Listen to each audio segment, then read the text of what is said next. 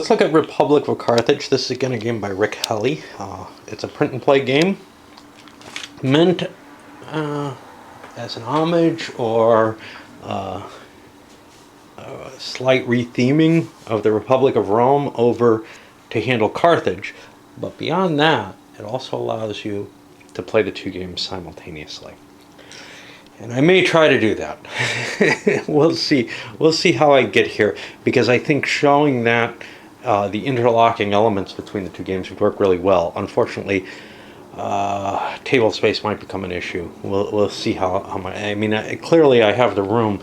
I'd have to clear this table off and use it, or set up another one. But it might get a little complicated for me to do that because of the mechanisms that it uses. Let's take a look at what we come with. If you're familiar with Republic of Rome, a lot of this will look similar. If you're unfamiliar with Republic of Rome, I haven't finished setting up. I just realized something. You will get an idea of Republic of Rome, and if you want to see if you like it, this is, and if it's worth, hunting down. Well, actually, it's not that long out of print anymore. A new version came out recently. This would give you a cheaper way to take a look at it. As you can see, the components don't require a lot of print and play skill, okay? Although it does require a lot of printing. First of all, you got the rulebook, which is fairly significant in size, and I'm going to say this about it. The Republic of Rome rulebook, at least the original Avalon Hill one, was a nightmare. And I think Rick's done a pretty damn good job of presenting the same rules in a much clearer and simpler and smaller fashion. I'm assuming Don Greenwood didn't help them out with this. There are some differences, though. Some of them apply very clearly because it's Carthage, and that makes perfect sense. Although we don't know all that much about how Carthaginian politics worked. Pretty much we know it. What we know about it comes from Roman sources. So, for example, the use of the Roman term Senate in Carthage indicates there was some sort of deliberative body, but how much we actually know about how it operated, well, that's kind of up in the air and in the dark, and it's perfectly reasonable to come up with guesstimates if you need to do something for play balance. So anything like that is. But there are other things having to do with sequencing, etc., that seem like to me, now maybe I misread Republic of Rome, which I wouldn't put beyond me, as either they were maybe house rules that came over from how Rick and his group play Republic of Rome, or maybe I'm mistaking, and we accidentally house ruled some of this stuff. There are also some house rules I've added to Republic of Rome. I'm not going to be doing them in this game. And this game has the same perceived flaws, in my opinion, as Republic of Rome has in terms of that, which is it covers a fairly long span of time, yet people don't die, and notably statesmen, but we'll go to other things too. So that's one factor that comes into it. I know there were other things that I deliberately changed in Republic of Rome, but that's probably my biggest, is that I put this aging factor into the game. Okay, let's take a look at what we got. So, first of all, you have the board, which, like in Republic of Rome, is mainly a place to hold some charts and tables and cards that you have. In this case, you've got sort of the status of the opposition to Carthage in general, different wars that are in place, leaders, and here is a place to keep any families that have been removed from the game. That's actually something that I think I may have been misplaying in Republic of Rome that's correctly stated here, but I'm not positive. Up here you have something called the Forum, which is where you're going to keep cards that are available to be assigned to the various senators. I should mention that. Each of these people is a senatorial family, and it is going to show kind of their power in various different elements and their capabilities in various different elements. We have some charts here which come into play depending on certain things. So for example, here is the cost for recruitment, which is something new. There's different types of troops. Got them up here. These are the starting different types. However, there's a whole pile of additional types of troops that become available. Unlike Republic of Rome, you're not just dealing with the great Roman army of the Republic. The Carthaginian army was really a hodgepodge of mercenaries and allies and conquered forces and this, that, and the other. That all were assembled and had different capabilities, significantly different than, say, the Roman legions. Now, the Romans had their Spanish auxiliaries, but, well, we won't talk, and others, Gallic auxiliaries, etc., which it could have been detailed that way as well. And there's a big pile of fleets, Carthage being a sea power. All the fleets are available to begin with. Let's see what else we have here. We have charts and tables here, which represent your combat table when you actually fight another nation. Random events table, if a random event comes up, where you keep your current armies and navies. And this, so one of the reasons I delayed doing this is that I wanted to paste together the armies. This is the veteran side of an army. This is the recruit side of an army. Under fighting, some armies will be improved to veterans. There's a negative side to that, which is that when Rick designed this, he intended for you to use the recruit side as your means of indicating where your loyalty is, where the loyalty of that legion is, and whom it's to. The old Republic of Rome had little counters like this, and I could use these at least until such a time as I'm playing both games, and then things are going to get kind of complicated, and I may regret having pasted them together. There's other things that needed to be pasted together, notably, at least in my OCD is doing this to me.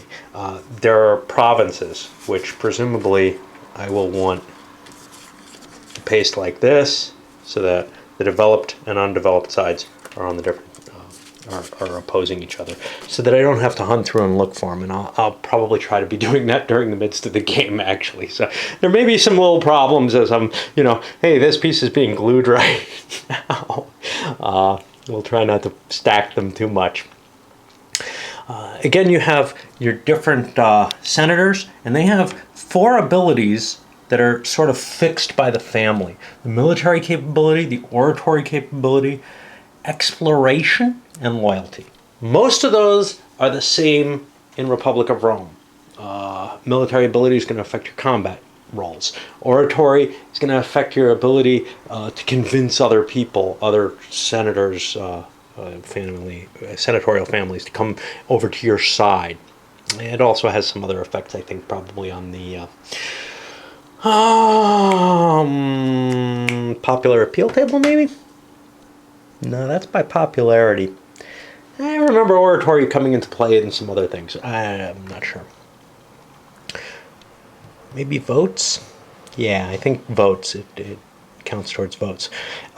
Exploration, this is a new thing in this game, where some of the tasks that you go to, Carthage was more interested in developing trade routes, etc., than in a lot of military conquest. Although they did set military bases up, especially, say, in Spain and Carthage, Sardinia, etc., they were very interested in developing their trade routes.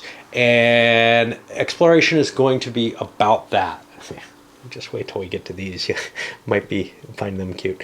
And loyalty is how likely it is to convince somebody over. You also have these changeable ratings here.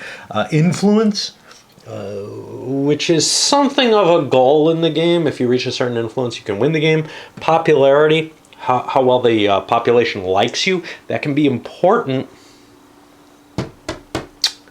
in the public reaction table. Right? No. Maybe. I'm not sure. I'm not seeing... I don't think there's a taxation table in this game. But it can be important on the popular appeals table. I think popularity is going to be less important in this game than it is in Republic of Rome. It's very vital to keep, a popular leader in charge, especially when things are kind of going badly. And traders. Instead of knights in this game, you have traders. They provide income and perhaps some other advantages we'll see as we go through the rules, because I've kind of forgotten. You also have a number up here, which is the family number, and that helps with the setup.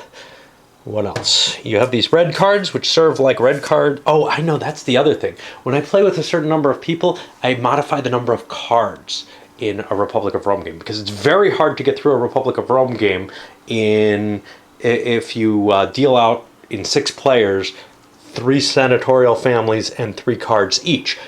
And if you're playing in only 3 players, you're playing with half the number of those cards out of the deck. So it means that there's going to be more wars and more shit to handle. I think that Carthage is going to probably have an easier time. So I'm going to give this a shot and see if it suffers from that same fate. Again, this is an exploration for me to see how this works, and perhaps even how it works in conjunction with the Republic of Rome, although that kind of scares me for reasons I kind of expressed. These cards are really for the solitaire, or maybe a 2-player version, if that's in here. What they are is the bot rolls, as it were, the AI to the game. Now, like Republic of Rome, this is a semi-co-op game, which is to say there's only one winner. But there's a terrible result that presumably, at least in groups that I'm used to playing, and sees as a worse solution to letting someone else win, which is we all lose. It's basically the fall of Carthage. Likewise, with Rome, you have the fall of Rome. Well, whether or not it would be better, it's somewhat up to the players to decide. Is it better, to tie in a game where we all lost? Or is it better to, come in a reasonable placing, but now there's someone who's, so august, or is an emperor over all of us or something? How terrible is that? Are you going to be the Brutus who's willing to sacrifice yourself to kill them? Maybe, but are you willing to sacrifice the entire republic and the entire country to prevent them from having it? That feels less Roman and probably less Carthaginian as well. You don't feel like there's someone who says, well, burn it all down then, if I can't have my way. But it's kind of cool if there are people who kind of feel that way, because it shows kind of a dynamic that's interesting in terms of how people view victory. We have war cards here, which have 3 statuses to them. The first one is the land land combat value. I never remember which is which, but one of them is going to be a fleet requirements. How many fleets you have to even take care of this. And I think that's the middle one. And then the other one, whichever one that is a fleet strength, which you might have to actually fight the fleets in a combat role. The fleet requirement just says you can't even prosecute this war unless you have that many fleets present. Disaster and standoff numbers. These are going to be special effects that come into play when you attack. Again, something I think I forgot from Republic of Rome, which is you can negate those by using multiple attacks on something in this. We'll see. Maybe if I go through I'm not sure how much detail I'm going to go through the rules in this, because I've gone through all the rules in Republic of Rome, and this is very close. But we'll try to patch it together as much as we can. These red cards are cards that you have in your hand that you can play, some of them kind of at any time, some of them only in the revolutions phase. Now, the rules here do not state. They state specifically that you can play statesman at the beginning of the game. They say nothing about trade concessions. So I'm going to follow the rules explicitly in that and hold them in my hand. Certainly how I'm used to playing Republic of Rome, you can lay down your trade concessions early in the game, on the first turn of the game. It'll make you a little bit more money. It's really not that big a deal. These things can be traded while they're face down in your hand. But once you play them for an effect, like a trade concession or whatever, they become sort of part of the world of Carthage. And that means if you die, they go into the forum and they get reallocated that way. They get allocated via the rules of the game rather than being something that you can hand off. There are also some laws, like Carthage issues coinage. Each player can now warehouse an additional trade good. Well, we haven't talked about trade goods.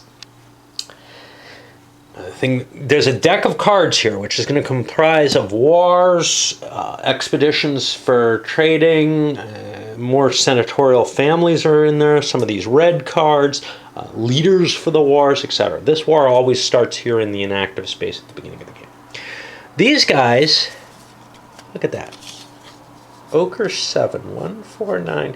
This is precisely the deck that comes from the civilization trade cards mixed with the advanced trade cards, which you get that set if you have advanced civilization as well. If you don't do that, these are going to be a way of bringing money into your game that is different from the Republic of Rome system. And basically you're going to have a very civilization-based trading game going on where you're trying to collect sets of these. If you have one of them, it's only worth 1. If you have 2, it's worth 4. 3, it's worth 9, etc., following that kind of geometric progression.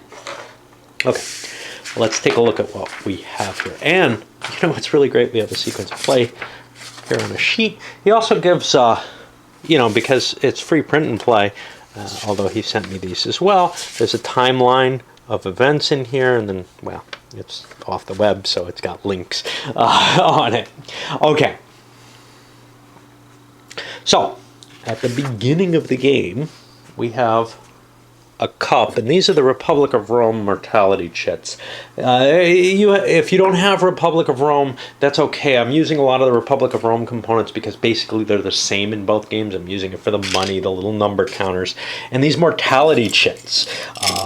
Now, if you're playing a shared game, you can use these between both, but he's got the chits in there if you want to use those as well. The copy that he made for me isn't, you know, very heavily mounted, so it's very likely to blow away. I gotta be careful because I had a big wind last night. This is your treasury chart. You're gonna keep track of Carthage's cash on hand with this. Okay, so at the beginning of each turn, you're gonna draw one of these, and it'll have a number on it, and the family with that number dies. Now, each player has a faction leader who is who returns to that player immediately. Otherwise, if they die, they go here into the inactive families, and they might end up back in the forum where they can be convinced to join things. Then you're going to collect some money. Just each senator gets cash. You check certain positions, and there's a number of jobs in this game, but they're different kinds of jobs. The equivalent to the Rome Council is this Home Suffet, who is elected, and, well, he's the one who kind of rules the roost. One thing we'll see, we have a censor here who's very much like the censor in Republic of Rome. He's able to call out someone who's committed a wrong or whatever and prosecute them for that. And unlike in Republic of Rome, the censor can be anyone, I believe. We'll see how positions are assigned. We have these other jobs like Harbor Master, who gets a revenue. Now, I believe if you take that revenue, you've got a problem in terms of your libel for prosecution, which is kind of an interesting thing because the positions in Republic of Rome all came liable for prosecution once you left them, but you didn't tend to have money come into play. What I forgot to do was to pull cards out of here, and I should be doing this without looking. One card from deck 2, 2 cards from deck 3, and what these are going to be is things that can be discovered with the exploration expeditions. Now, 4 cards from stack 4. That makes it harder to get the high-valued trade cards, and we'll see how you get trade cards as well. 3 cards from stack. Oop. Huh. Guess nothing comes out of stack 5. 3 cards from stack 6. That's odd. 2 cards from stack 8. And 3 cards from stack 9, which really plunders stack 9. One thing about these, if you're used to Civilization, there are no disasters in here. It's just the trade cards. You don't have to worry about that side of things. All right. Each committee member may roll 1 die for corruption. I don't know what's up with that. Each member of the committee of 5 can roll a die during revenue and collect... Okay, so you get your cash for the jobs no matter what. You don't have to choose to take them. But if you're on the committee, you can also choose to roll a die and take that much money and talents as bribes and whatever. And that's how you become liable. Okay. The state gets a pile of money, 100 talents each turn. If anybody starts a rebel faction, and there can only be one at a time, they're going to have to pay their own armies out of their money. Then the state pays off money for their fleets and armies. The state pays any money for wars that are active that they haven't dealt with, or if they lose wars over the course of the game. It's possible for Carthage to lose wars. After all, they lost the Punic Wars, right? Well, maybe not all of them. But it is possible for them to actually lose wars and kind of put them in the bank. So we'll talk about how the game ends in a little bit, but they can lose through having too many wars active at the same time, or also through losing too many wars, but the two don't add together. The state pays for however many trade fleets and caravans they have out. Okay, then you're able to govern the provinces, and this is a simple process. Each governor rolls the die to see how much money the state produces, the governorship produces. Now, the governorships that are out, along with the home suffet, were selected not completely randomly, but by the family value. The lowest valued family got the home suffet, and the couple of the governorships went to the next 2 lowest. So you'll have income here, state income minus a die roll plus 1. So it's likely to cost the government money. On the other side, or actually on another sheet that someday will be the other side, there's a better valued one that produces more money probably for the state. Okay. I'm not sure if the game covers the optional rules for these suckers. Over in Republic of Rome, there's optional rules for local taxes, forces, maximum forces. I probably will just leave those out of this game. I play them in my full Republic of Rome game, but you know what? They don't add a lot to the game. And while I'm learning, I'd rather not deal with that. I don't remember there being any optional rules of that nature, though. There are optional rules like linking Rome to this. Appendices. Yeah, I don't think there are. But you can very easily project those rules from ROR onto this, and it would not be a problem at all.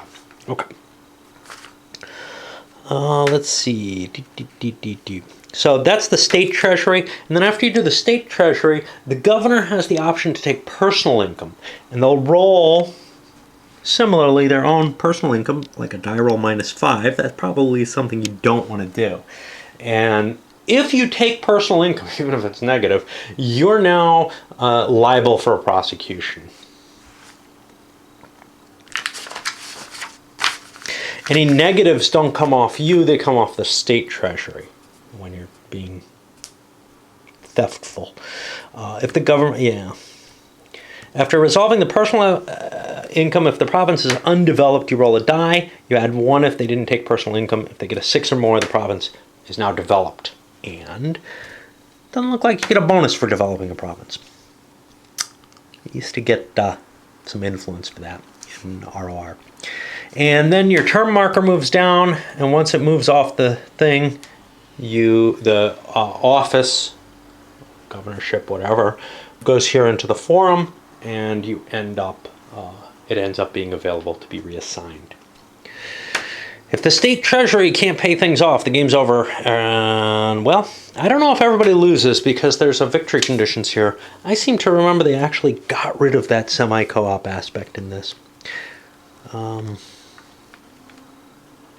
want to click on the victory conditions. I can't do that.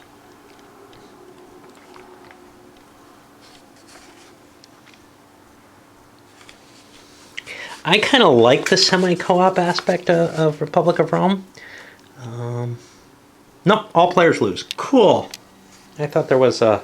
Its Founding Fathers doesn't have that because of the Civil War, and you've got to kind of say, well, that was a historical, event that is the end game thing, so it wouldn't be fair to end it. Okay.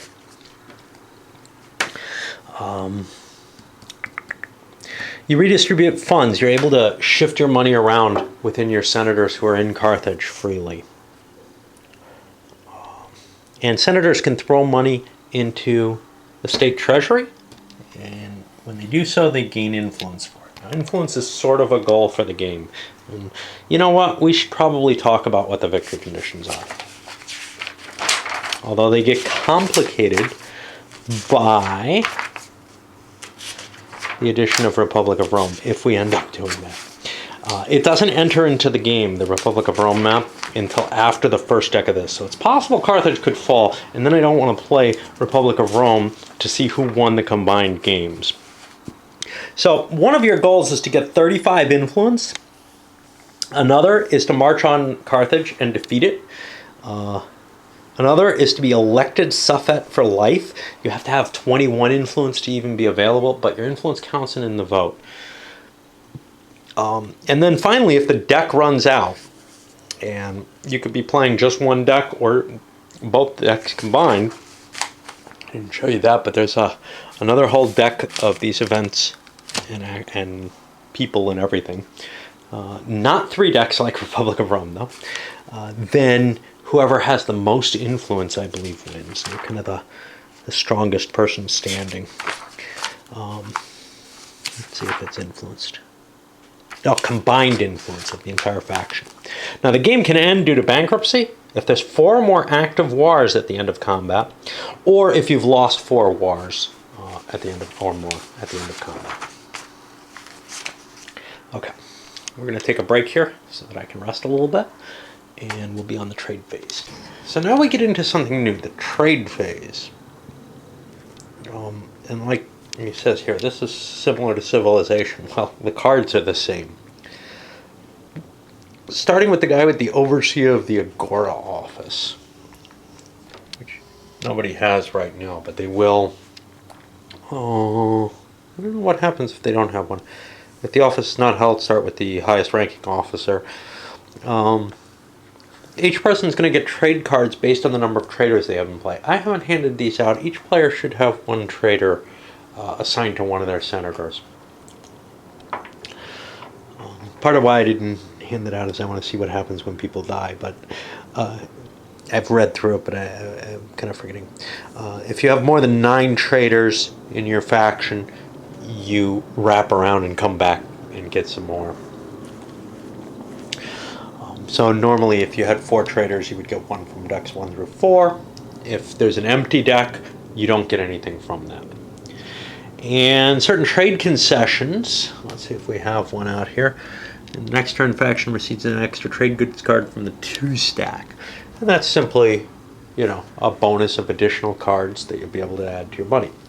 Then you're going to have a trade. They suggest a time limit of 5 minutes.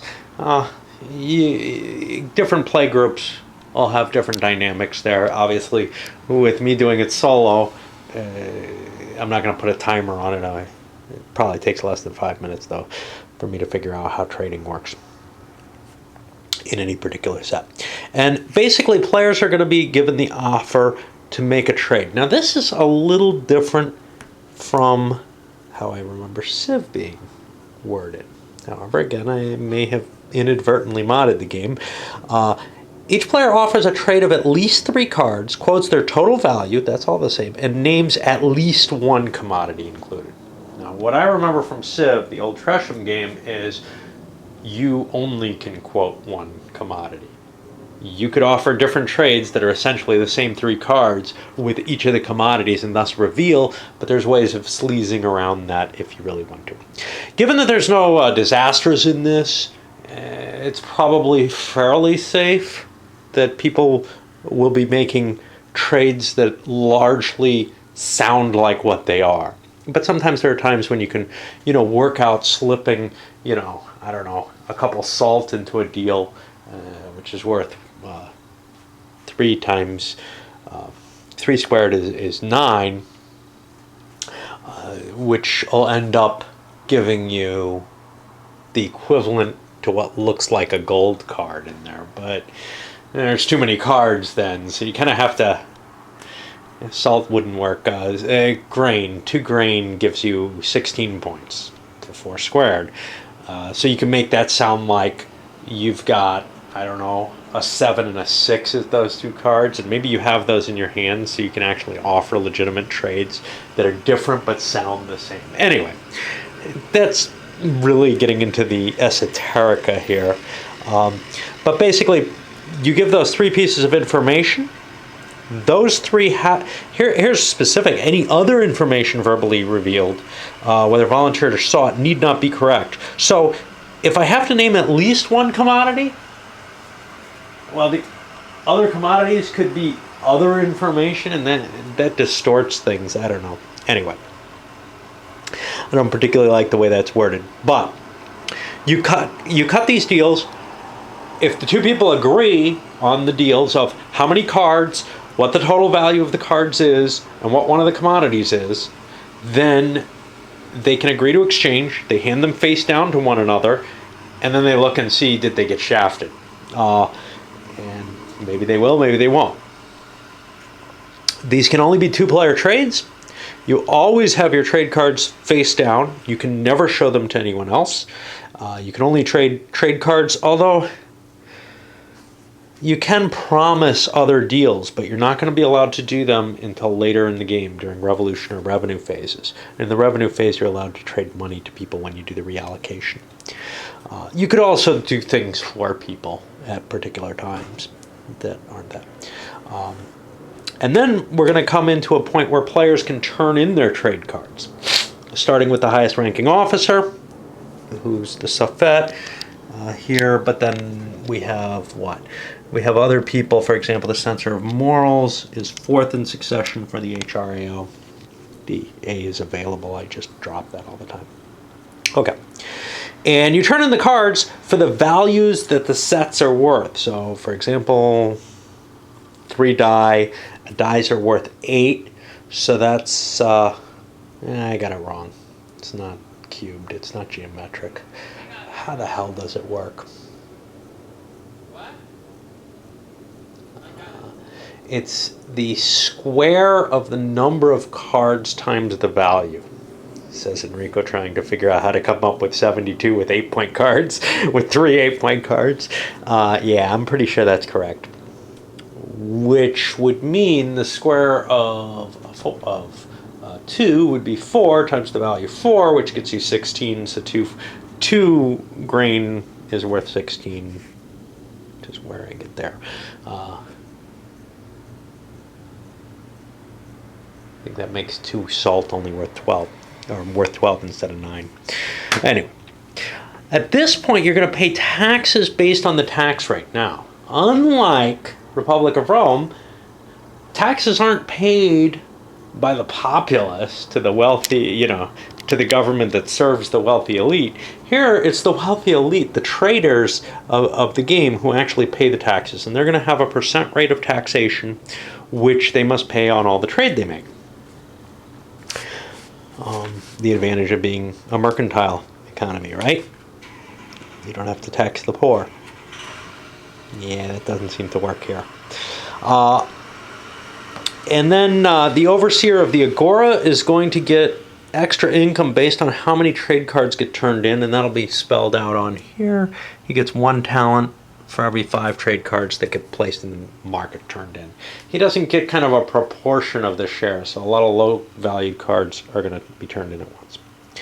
Then players have to hold their cards, they're only allowed to hold what? There's a limit.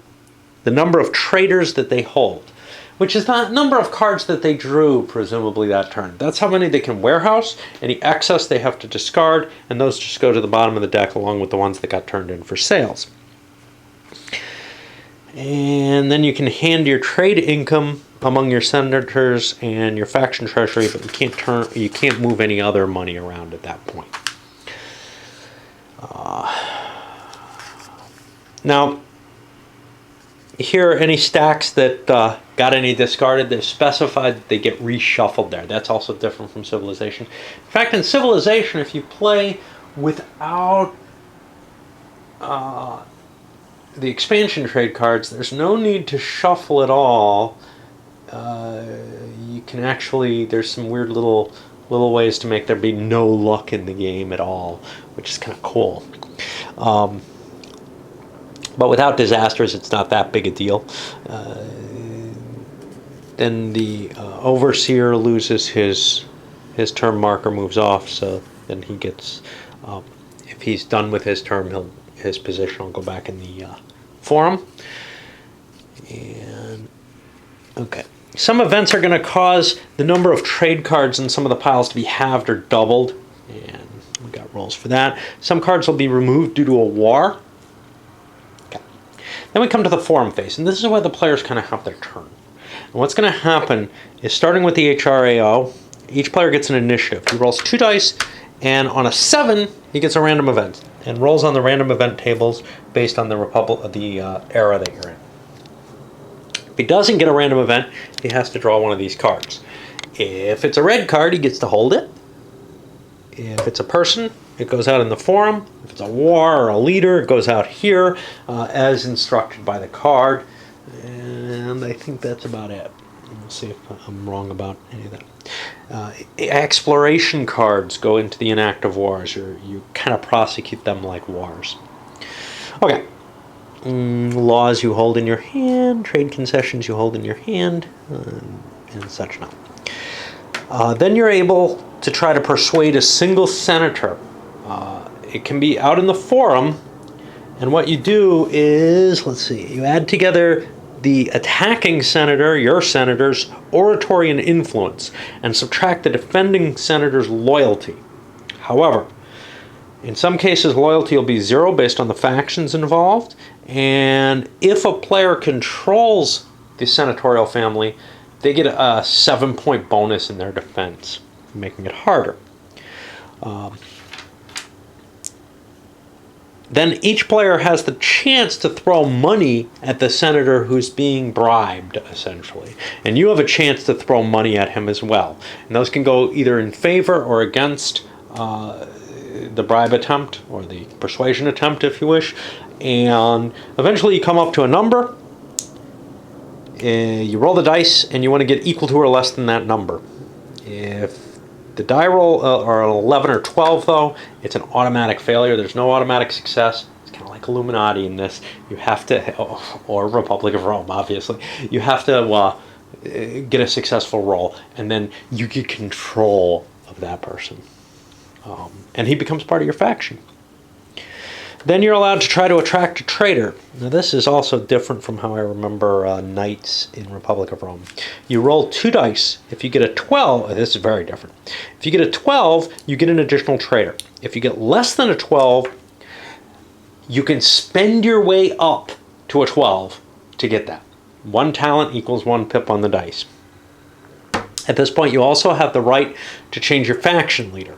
There's nothing you give up by doing this. So if you shift faction leader, it's just this automatic thing. Now, normally you don't want to do this unless you have a better faction leader. With my aging rules, if we were playing with them, you would want to shift your faction leader regularly so you don't lose people out of your faction due to aging out. Okay, so there are going to be 6 initiatives per turn. And since I'm only going to be playing with 4 players, that leaves 2 additional ones. Those go up for auction. This is the same as Republic of Rome. If you're playing a 6-player game, there are no extras, so that whole auction faction mechanism doesn't come into play there. Okay. leaders who are sitting in the forum. Now, these aren't senators. These are leaders out here. You've got to roll a die with if they don't have a war, and they might disappear from play. Dead senators in the forum. You roll a die for each one. On a 5 or 6, they come back to the forum where they can be picked up by people. Trade concessions. If they're face down in the forum, they've been destroyed or damaged, they have a chance to recover. And then you count up the total votes that each player has. And that's going to be the total of their oratory ratings of all the senators that they have in Carthage. And I usually record this in Republic of Rome on the little player card. And there's a little vote section for that. There are only 4 player cards in this game, which is kind of disturbing. In part because in Republic of Rome you flip them over and the other side has player cards, and then one side has the different actual factions, the bots. I'm using the 4 cards to actually limit the number of players that I'm going to have in the table. Okay. And then we have a senatorial phase, and here things are a little different because, well, Rick postulates that, the Carthaginian Senate has some differences. First of all, there's the suffets. Okay. There's a PM who's the presiding magistrate. That is normally going to be the highest ranking officer, but there may be times when that can be changed, I think. The PM is going to nominate 2 candidates for the suffet as a single proposal. They must be present in Carthage, not holding any other offices. And if that proposal fails, then other pairs have to be elected. You can include either member in it, but you can never repropose the same pair. Eventually, you'll come down to a final pair if everybody's just voting against everything, and that pair must be accepted. They don't even come to a vote. But otherwise, people cast their votes. Now, in general, in voting, you can throw cash into any given vote. What's going to happen is the highest ranking officer declares, oh, doesn't happen in this. I know in Founding Fathers he changed the ordering of voting.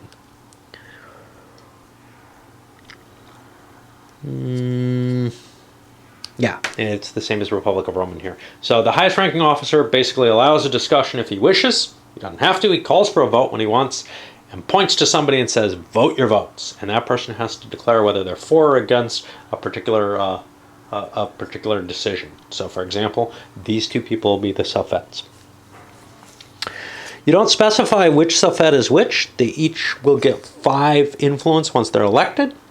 And then they decide between them who's the home suffet and who's the marine suffet. If they can't agree, they duel it out with dice. The home suffet gets control over the Senate. The marine one must be sent to war. Then everybody who's got a committee of 5 position advances their office by 1 space. And once they fall off the space, they go back to the forum.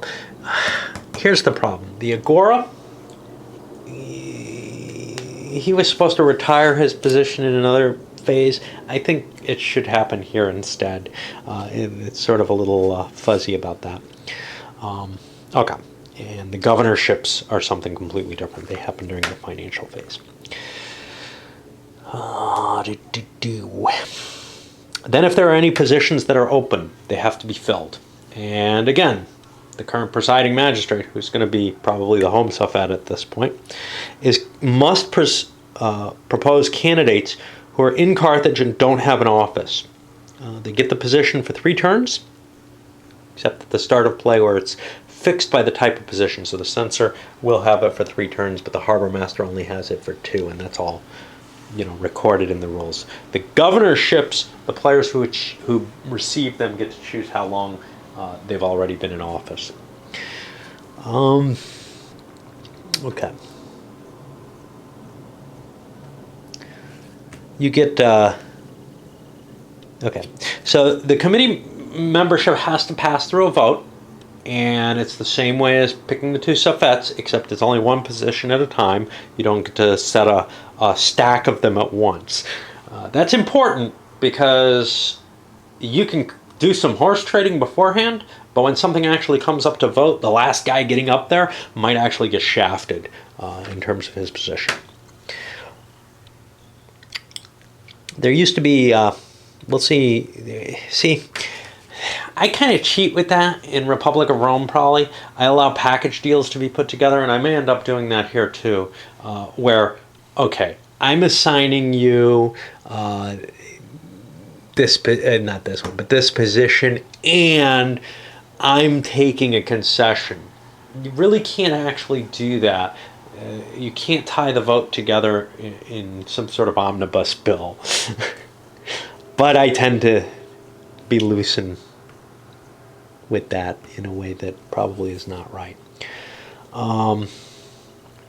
Okay, after the committee memberships are done, you conduct prosecutions. Okay. The censor chooses the prosecutions, just like in Republic of Rome, and he can do minor prosecutions against any governor or committee member who took a personal income. And if they are prosecuted, they'll lose 5 popularity, 5 influence, and their post. A major prosecution can go against the Safet general or an expedition commander, and if they're susceptible to that, they're killed. If they lose if they're condemned. Now, this is very different from Republic of Rome here, because in Republic of Rome, you can always do a minor prosecution against somebody who's eligible for a major. So there's a little bit of difference there. Here, you're talking business when you go after the big guys who hold the battlefield positions. Censor declares who's, and you're allowed to do either 2 minor or a single major, and that's it. The censor names the target, and the accused, and a senator who will be the prosecutor. There's problems if you name one of your own senators prosecutor. The censor then starts calling a vote. The accused adds his influence to his faction's vote total. He can also make a roll on the popular appeal table and add his popularity to that. And that could just automatically free him, get him killed, or add a pile of votes. And again, like any votes, you can bribe your way into more votes. If it's a major prosecution, a statesman has the right to go into exile. That takes him out of the game, though, and that can be a very dangerous situation. It's less so in this because you can sit out of the game indefinitely, and you probably won't, you might die, but it's less likely. With my variant, exile becomes almost pointless because you only have so many turns to live, which may be a problem with my little modification. And he can only be recalled once in exile, which he voluntarily goes into, if the Senate actually votes to pardon him. If the accused wins, either through popular appeal or through a vote, he loses his libel marker, and he's immune to any prosecution for that turn. If he loses, well, the prosecutor gets half the influence lost by the accused, which is a reason why, if you think you can win the case, you want to be prosecutor, so you might cut a deal with the censor to get a lot of influence by prosecuting someone. Always a cool little, I don't know, it feels kind of like the nanny state. Yeah, I'll let it go someday. After this, whoever's the normal presiding magistrate takes control again. And I thought that actually didn't change here, but okay. Then you must assign governorships. Every governorship must be assigned to a person. If we ever have the number of people, and they'll be sent out immediately when they go out to province, and their votes stop being present in Rome. Carthage, sorry. They're not present in Rome either.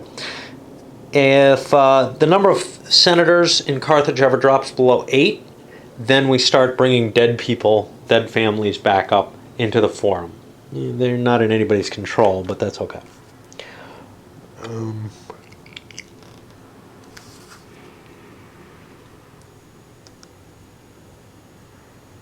Yeah. player-owned senators, and they go to players.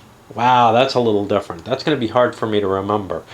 So people who have the least senators are going to get these under their control. I don't remember that from Republic of Rome. I remember them just coming out so that they were available, but maybe I misplay that. Then you have this general, let's do other business. Now, once let's do other business starts, for the most part, the highest ranking officer can say, all right, let's end what's going on. And that can be handled, I believe that requires a vote to say we're done. Let me make sure.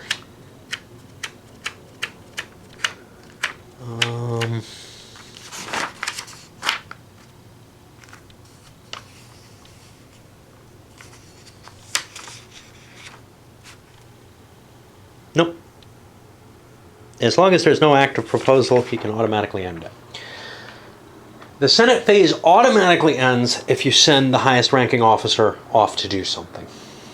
So you got to be careful to make that the last thing you want done, and everybody's got to kind of be careful not to let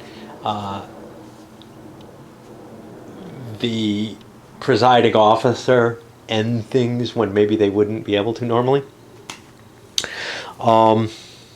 So there are a bunch of different things here. Let's see what we got. You can recruit forces. Now this can only come from the current force pool, which is quite small in terms of armies. You can declare that you're prosecuting a war, in which case you point to a war and you send somebody off to it. It has to be one of the suffets to begin with, though later generals become eligible.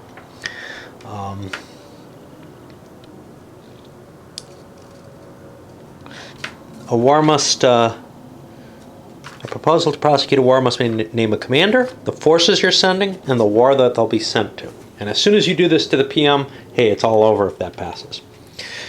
At the beginning, Siscals and Gallic swordsmen are going to be limited to certain wars. We don't have any of them to begin with. We have just mercenaries we can use here. The Senate can send multiple forces to the same war. That has an advantage in that when you actually... sorry, I'm having problems with my tether here. When you actually prosecute that war, the second army to get there, which isn't something the players control, it's random, doesn't have to worry about disasters or standoffs, which again I think is different from Republic of Rome, but I may be mistaken. Senate can also authorize expeditions for exploration, and they'll look kind of like this, like a war. They have a number, which is the number of caravans you have to send, and a trade fleet strength, a disaster check, and then what happens when successes happen.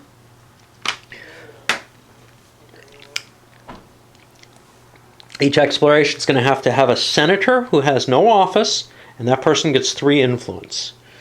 It requires a number of caravans or trade fleets, and these cost 1 talent each, and they're subject to cost increases due to manpower and no recruitment.